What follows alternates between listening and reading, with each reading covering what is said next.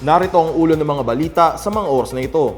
Pangulong Ferdinand R. Marcos Jr. binuksan ng Mabini Kayakay Irrigation Project sa Bohol bilang bahagi ng paghahanda para sa El Nino. Walang gutom kitchen inulunsad ni Pangulong Marcos sa Cebu City para patuloy na tiyaking walang magugutom na Pilipino. Emergency and Disaster Response Units ng Philippine National Police nakaalerto na bilang paghahanda sa hagupit ng Bagyong Francisco.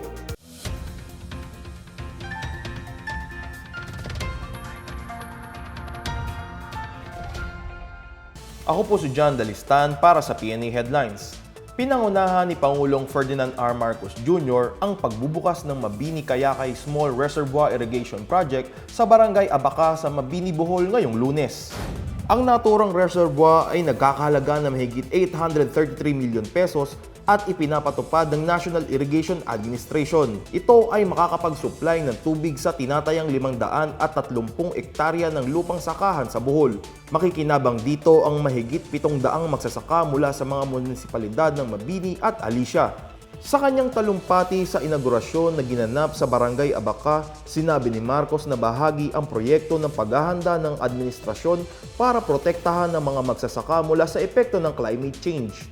Nagbabala siya na posibleng tumama sa bansa ang matinding tag-init na dala ng El Nino na magtatagal hanggang sa susunod na taon. Sa ngayon, namumuhunan aniya ang administrasyon sa mga proyektong patubig tulad ng Small Reservoir Irrigation Project para protektahan ng mga magsasaka mula sa tagtuyot. Payo pa ng Pangulo sa mga magsasaka, magtanim ng high-value commercial crop na hindi kailangang diligan ng maraming tubig tulad ng pakwan, luya, ube mani at talong. Hinihikayat din ang paggamit ng mga climate-adaptive farming technology tulad ng solar-powered water pump at pagre-recycle ng tubig. Samantala, marami pang irrigation project na itinayo para panatiliin ang seguridad sa pagkain sa probinsya tulad ng Bonot-Bonot Irrigation Project sa Buena Vista at Hibali Irrigation Project sa Danao. Bumisita si Pangulong Marcos sa Cebu City ngayong Lunes para sa pagbubukas ng bagong sangay ng DSWD Walang Gutom Kitchen. Kasama niya si Social Welfare Secretary Rex Gatchalian sa paglilibot at pag-inspeksyon sa operasyon ng pasilidad. Tumulong din siya sa pamamahagi ng pagkain sa mga benepisyaryo. Ang Walang Gutom Kitchen sa Cebu City ang pangalawang branch kasunod ng nasa Pasay City na nagseserbisyo mula pa noong December 2024. Naghahanda ang lugar ng libre at masustansyang pagkain sa mga piling benepisyaryo tulad ng mga homeless at iba pang nangangailangang sektor. Isa rin itong food bank kung saan tinatanggap ang mga pagkaing donasyon para matiyak na walang masasayang na pagkain. Bahagi ito ng Walang Gutom Program, ang inisyatibo ng administrasyon na layuning tiyakin na walang Pinoy na magugutom. Nakaalerto na ang mga Emergency and Disaster Response Unit ng Philippine National Police bilang paghahanda sa Bagyong Francisco at Southwest Monsoon o Habagat. Iniutos ni PNP Chief Jose Melencio Nartates Jr. ang pag-activate sa mga Emergency Response Unit sa buong bansa dahil sa patuloy na paglakas ng bagyo na siyang nagpapalakas sa habagat. Nakadeploy na ang mga kapulisan at patuloy na nakikipag-ugnayan sa mga lokal na otoridad upang matiyak ang mabilis na pagresponde para sa kaligtasan ng mga maapektuhang lugar.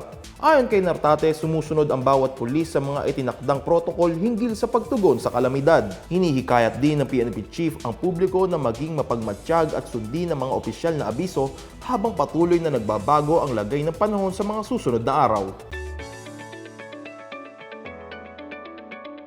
At sa balitang pangkalakalan, ipinag-utos ng Department of Agriculture or DA ang mas masusing pagsusuri sa istruktura ng General Santos Fishport Complex, isa sa pinakamahalagang fisheries facility sa bansa.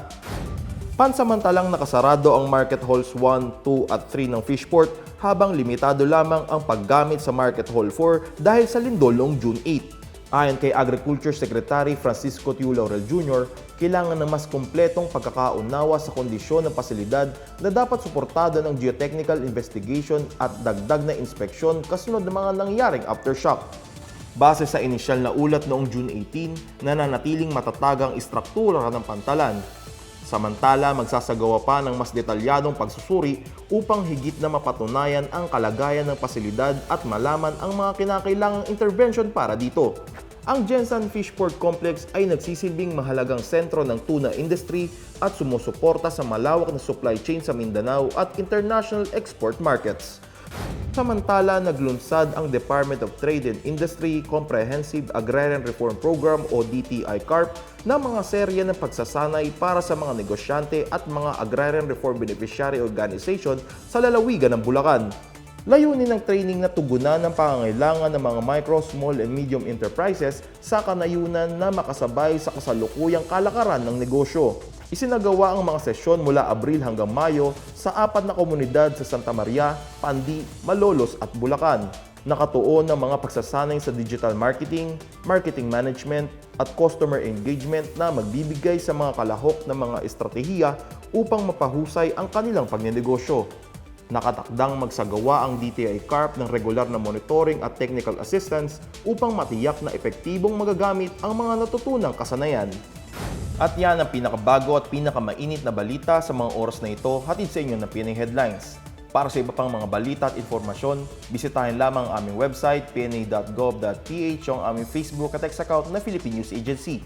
Mapapanood din ang PNA Headlines sa pamamagitan ng link sa website ng News and Information Bureau sa ilalim ng PNA News at sa YouTube account ng Philippine News Agency. Ako po si John Dalistan at ito ang PNA Headlines, naghahatid ng mga balitang nagbubuklod sa bagong Pilipinas.